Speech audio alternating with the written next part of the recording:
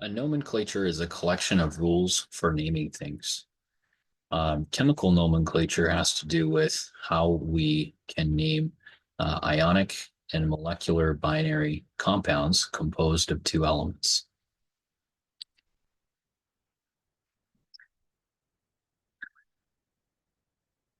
In this section, we're going to learn about how to name ionic and molecular binary compounds, which are compounds that are made of two elements, and also how to name ionic compounds that contain polyatomic ions, as well as naming acids. The goal is to be able to translate between chemical names and formulas with precision.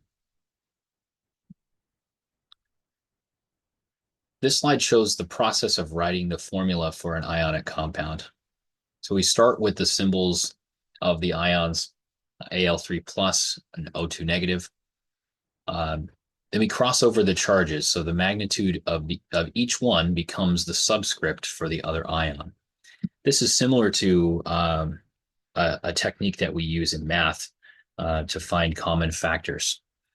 Uh, we simplify subscripts to the smallest whole number ratio.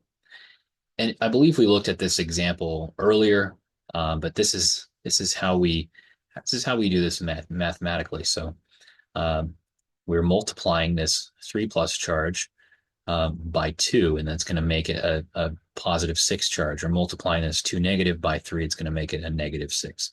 And so that's how that negative 6 and positive 6 ends up canceling out, and we get the final compound here, uh, where the result is electrically neutral. When we're naming ionic compounds, we name the cation first, which is the positive ion. If it's a monoatomic cation, we use the element's name. Then we name the anion, or the negative ion, second. If it's a monoatomic ion, we change the ending to IDE. That's the suffix. We change that to ide. If it's a polyatomic ion, we just say the name of the ion, like sulfate or nitrate. An example would be NaCl, sodium chloride. It's a monoatomic ion. We change the ending to ide. And same thing with MgO, magnesium oxide. And these rules are consistent, and they help us identify the compound's makeup.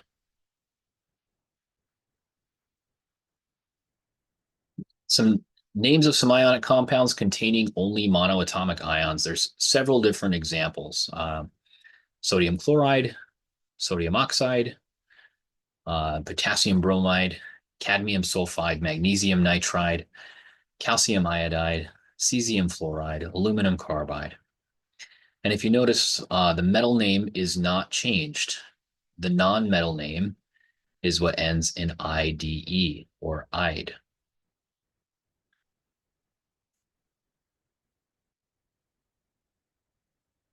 There's some other names of some other ionic compounds containing polyatomic ions: potassium acetate, ammonium chloride, sodium bicarbonate, calcium sulfate, aluminum carbonate, magnesium phosphate. And again, the polyatomic ions, they're named as is. So you don't have to change their endings.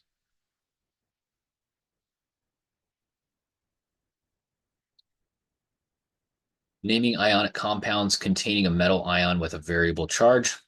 The transition metals can form multiple cations with different charges. To name these, we use a Roman numeral in parentheses after the metal's name to show its charge. So iron 3 chloride is FeCl3. Mercury 1 oxide. This one's a little bit trickier because you got the different amounts of mercury. There's 2 mercury atoms there, but it's still called mercury 1 oxide, mercury 2 oxide, and copper phosphate. So this is essential because the transition metals, they don't have predictable charges like the main group elements do. When we're naming binary molecular compounds or covalent compounds, the covalent compounds follow different rules because they can form in many different ratios. These names have to clearly show how many atoms of each element are present. And this is done using the Greek prefixes like mono for one, di for two, three is tri, and so on. These are only used for compounds made from nonmetals. So covalent compounds are nonmetals.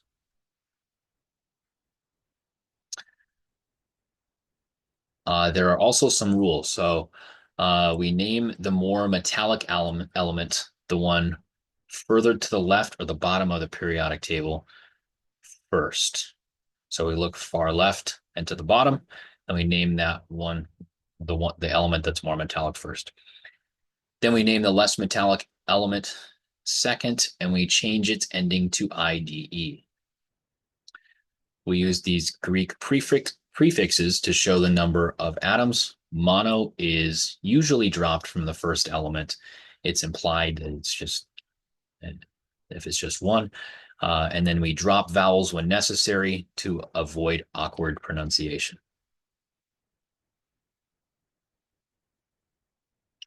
So again, these are the prefixes for indicating the number of atoms in a molecule. So 1 mono, 2 di, 3 tri, 4 is tetra, 5 penta, 6 is hexa, 7 hepta, octa is 8, nona is 9, and deca is 10. And these are always attached to the beginning of an element in the molecular compound. So that's what a prefix means. It means that it comes before.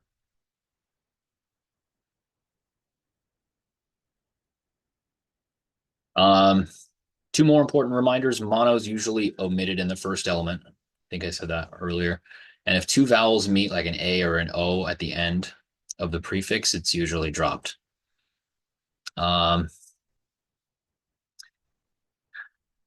example, CO is carbon and oxygen.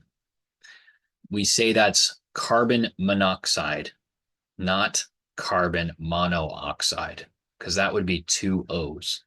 So we just drop one of the vowels. So whenever two vowels, A, I, O, or U, meet together, we drop one of the vowels. Phosphorus pentachloride is another example of how we can use nomenclature. Phosphorus pentachloride is P with just P by itself for phosphorus, and there's one of them. And then chloride is pentachloride. There would be 5 chlorines. So it would look like phosphorus pentachloride. Let me try to write that down here.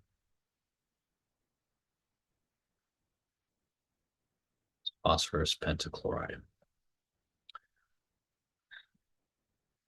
Okay, and these are some names of some binary molecular compounds as well. And there's a video link here that we might go over in class as well. And these are examples of correctly named covalent compounds. So the first one's sulfur dioxide. Next one is boron trichloride. We also have sulfur trioxide, nitrogen dioxide, dinitrogen tetraoxide. So now we're talking about 2 nitrogens, 4 oxygens, tetraoxide. So it's not, we dropped the A, so it's just tetroxide. I actually pronounced that incorrectly the first time. So it's tetroxide for that one. So again, these examples just show us how prefixes are used to clarify the number of atoms that are within each of these compounds. When we're naming acids, acids are special compounds that release hydrogen ions when they're dissolved in water. And we'll probably go over this in more detail when we get to the section on acids and bases. But for now, just know that acids, they release hydrogen ions or positive hydrogen ions, cations, when they're dissolved in water. If a compound contains hydrogen and it's in water, it might be named as an acid. And the naming depends on whether the acid contains a binary combination of hydrogen and another nonmetal, or an oxoanion, which is a polyatomic ion with oxygen. Next, we're going to look at how these end up getting named. So binary acids, they contain hydrogen and a single nonmetal. And the rules are we start with the prefix hydro for hydrogen, and then we add the root of the nonmetal. Then we end with the suffix ic or ic, and we add the word acid. So there's kind of a lot of rules there, but here's a few common ones. So hydrogen fluoride, HF. The name of the acid as an aqueous solution is hydrofluoric acid. Hydrogen chloride, HCl, as an acid is hydrochloric acid. H2S, hydrogen sulfide, is hydrosulfuric acid.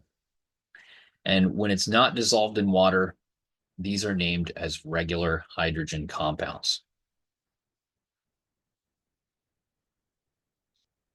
Oxyacids are sometimes called oxoacids. They contain hydrogen, oxygen, and another element that's usually a nonmetal. And the rules for these are we drop the hydrogen, we use the root of the polyatomic ion. If the ion ends in ATE or IC, or ITE or OUS, then we would name it as an oxy acid. And then step 4, we just write the word acid there. Some examples are nitric acid from nitrate, HNO3. So here's nitrate. We're adding a hydrogen ion, and it becomes nitric acid. Nitrous acid for NO2 is nitrite. We're adding a hydrogen ion. It becomes nitrous acid. And this helps us to distinguish acids that are made from similar ions. All right, and here is the last participation assignment for this section.